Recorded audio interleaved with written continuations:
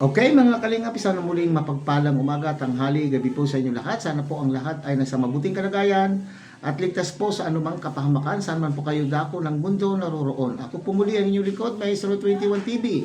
At sa ating pong video ngayong araw na ito mga kalingap ay bago po tayo gumawi sa pinaka-highlight ng ating reaction video ngayong araw na ito mga kalingap, tayo po muna po ay babati ng 20th birthday po ni Joy Diwata. Okay, so kagabi nga po mga kalingap ay naganap po ang pinaka-aabangan ng ating mga Joy Fanatics, Dan Joy Fanatics, at saka hindi lamang po ang mga viewers or mga taga-suporta po ng Dan Joy or Joy Fanatics ang nakapanood sa birthday celebration, kundi lahat po ng kalingap na sumusuporta po. Hindi lamang po sa mga love team, kundi sa buong programa po ng kalingap. At nakakatuwa nga po mga kalingap at nagsilabasan po yata lahat po ng ating mga kalingap supporters. Naku po.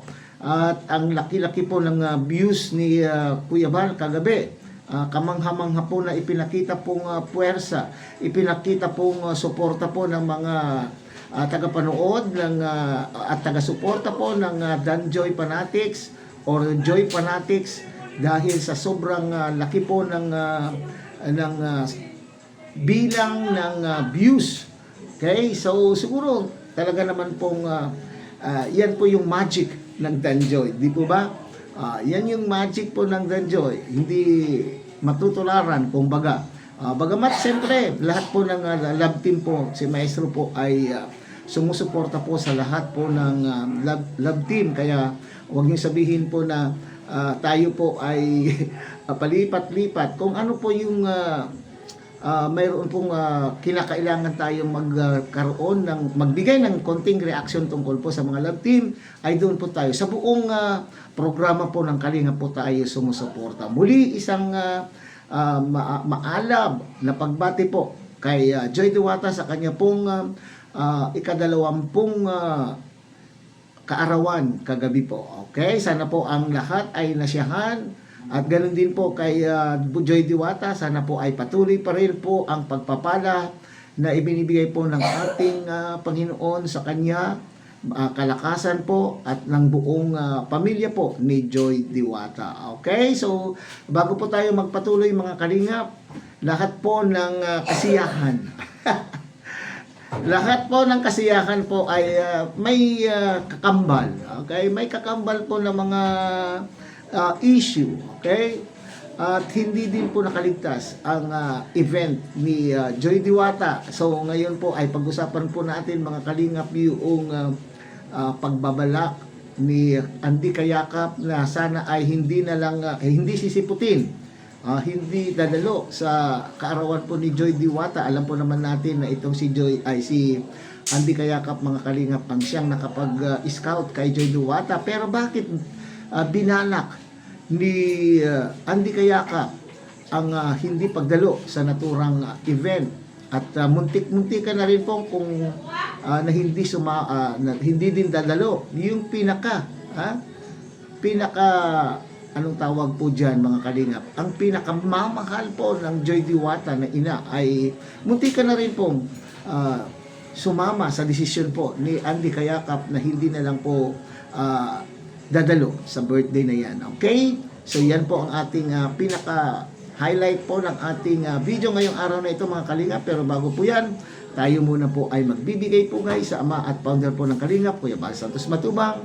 At tagilikin po natin Ate Edna Vlog, Kalingap Rab, Kalingap Dan. At syempre kung bagong silip lang po kayo, bagong dating lang po kayo sa ating munting channel, sana po ay inyo rin pong tagilikin sa pamamagitan po ng pagbibigay po ng inyong like, share, and subscribe. At tuloy pindutin na rin po ang notification bell.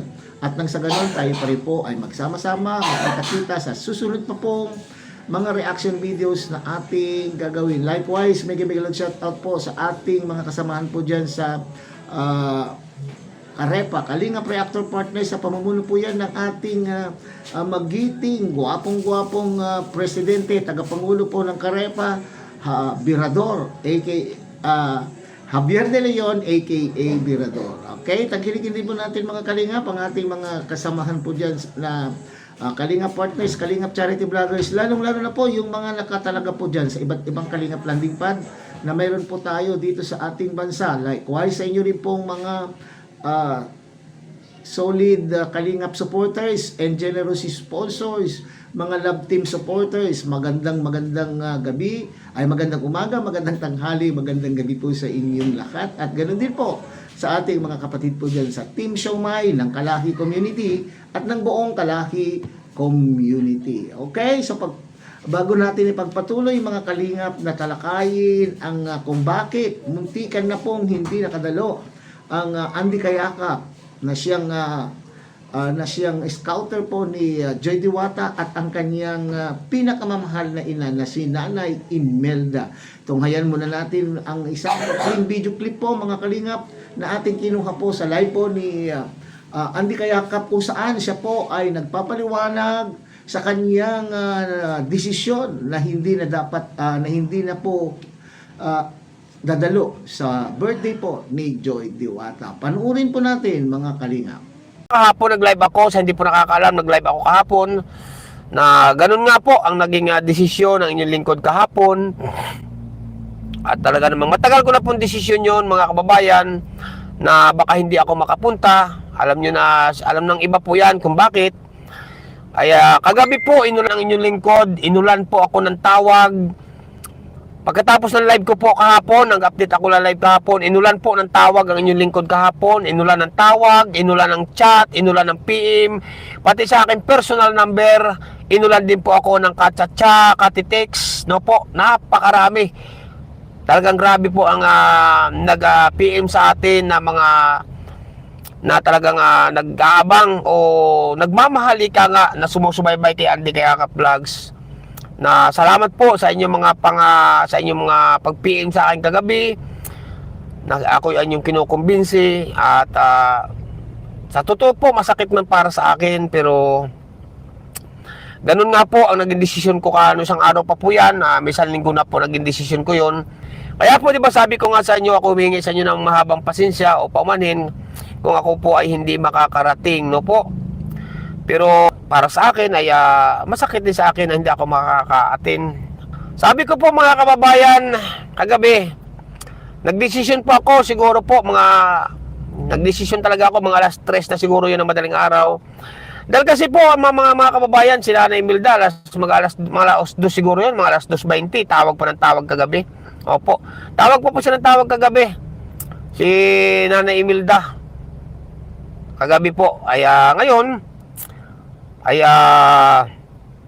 nagdesisyon po niyo lingkod kagabi mga kababayan, no, na pumunta, no, nagdesisyon po dahil ako po talagang naawa din naman po kaya panay din po tawag ni Joy saka si Nanay Imelda at sa kami tao rin po na napaka-importante rin sa aking buhay, kayo din po lahat, no, ay yun po, nagdesisyon po tayo mga kababayan na pumunta, no, kaya salamat sa inyong mga pagsuporta kay Andy Kayakap Vlogs, no?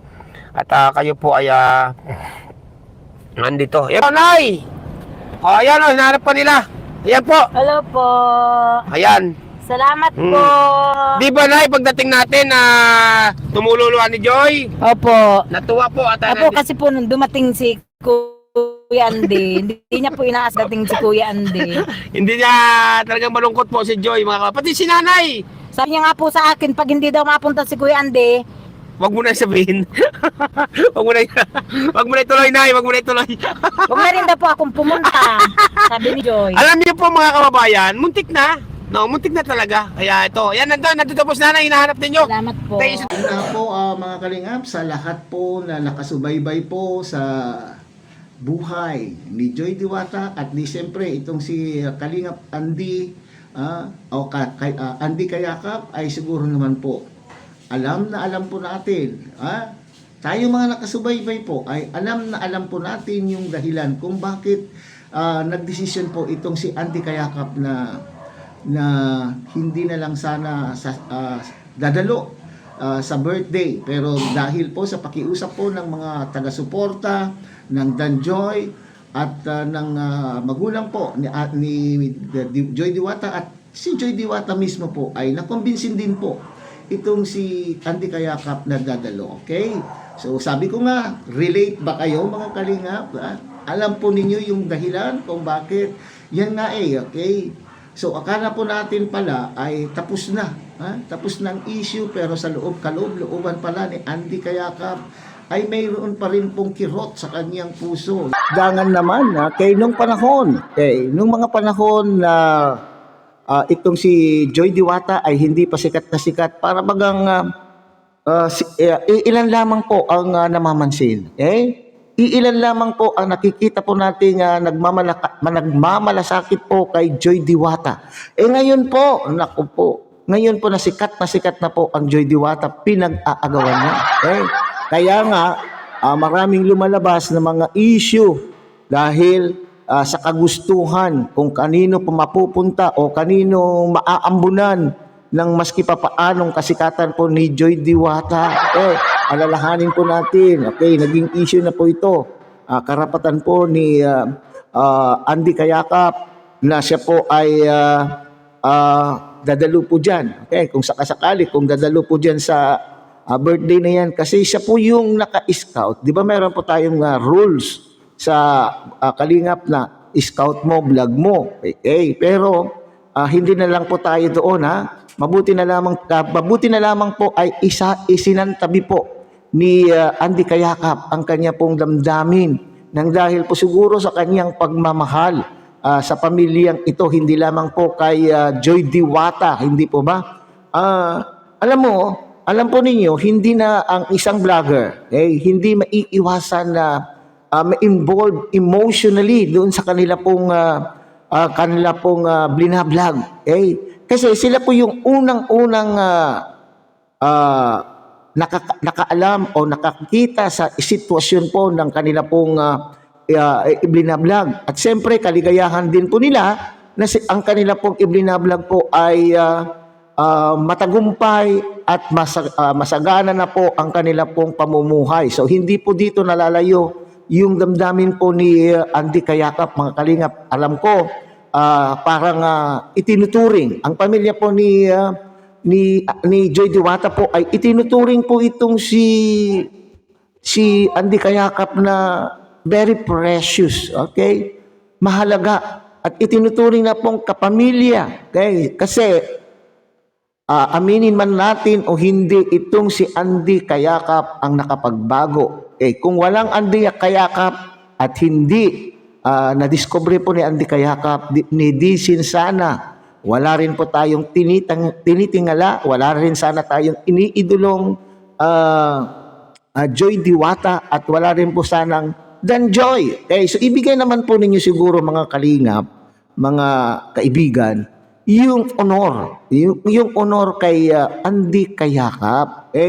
Kung ano man po yung sigalot na hindi pagkakaunawaan ng bawat panig, na kung sino man po yung mga mayroong hindi magandang pakiramdam kay Andy Kayakap, isaalang-alang na lamang po yung si Joy Diwata. Kung mahal po ninyo si Joy Diwata, bigyan nyo naman din po sana ng respeto po ang isang Andy Kayakap na siyang nakadiscover kay Joy Diwata at lubos na nagbigay po ng pagmamahal sa pamilya ni Joy Diwata, di ba? Sa ating pong sigurong nararamdaman, sa ating nakikita na mga vlog po ni Andy Kayakap, at maski yung mga vlog po ni Kalinga Prab about Dan Joy, ramdam po natin na yung pagmamahal na ibinibigay din po ng pamilya po kay Andy Kayakap ay laki po yung kanila pong ibinibigay po na paggalang kay Andy Kayakap. So sana ay marisolba. Sabi nga nila na resolba, pero bakit may ganito? Kaya siguro kaya nung una ay maaari. Nung una ay nagdesisyon po itong si Andy Kayakap na wag na lamang pong dumalo, sapagkat maaaring iniisip ko niya na ito po ay pagmumulan po, baka hindi makapagpigil yung mga magkabilang panig, maaaring ito po ay pagmumulan pa po ng gulo. Pero at least, nandun pa rin po tayo. O, yung mga pasensya na po. Yung mga dating hindi nagpaparamdam po kay Joy Diwata, sila ngayon naman po ay yung mga bida-bida. Di ba? Sila po yung bida-bida ngayon. Okay. So, ibigay po yung dapat na respeto na dapat ibigay kay Andy Kayakap. Okay, hanggang dito na lamang po tayo mga kalingap sa ating pagbibigay po ng reaksyon tungkol po dyan sa naturang gusot ba yan mga tatawag, okay? Sa decision po ng ni Andy Kayakap na hindi dapat sasali pero dumalo, pero mabuti na lamang po at nakapag-isip-isip itong si Andy Kayakap alang-alang po sa pagmamahal po niya sa pamilya po ni Joy Diwata. Okay, muli tangkilikin po natin Kuya Bal Santos Matumang, Ate Edna Vlog, Kalingap Rob, Kalingap Dan, at kung muli-muli na naman po, ako po ay nakikiusap na sana po ay inyo rin pong tangkilikin ang munting channel na ito sa pamamagitan po ng pag-like, share, and subscribe at tuloy pindutin na rin po ang notification bell at nang sa ganon magkita-kita at magsama-sama pa rin tayo sa susunod pa pong mga reaction videos na ating gagawin. Isang mapagpalang umaga, tanghali, gabi po sa inyo lahat. Mabuhay po kayo at God bless everyone.